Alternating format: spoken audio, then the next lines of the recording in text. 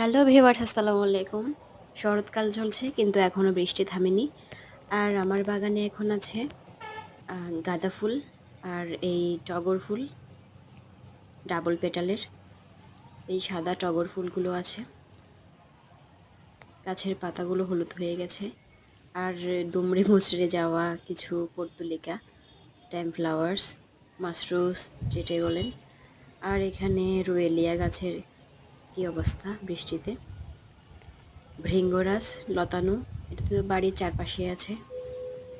আর রঙ্গন গোলাপি কালার, এই রঙ্গনগুলো আছে। কলাবতী, লাল টুকটুকে কলাবতী ফুল।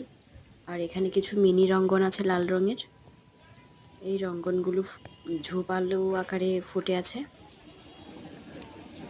এই যে আবার লাল টকটকে কলাবতী ফুলগুলো।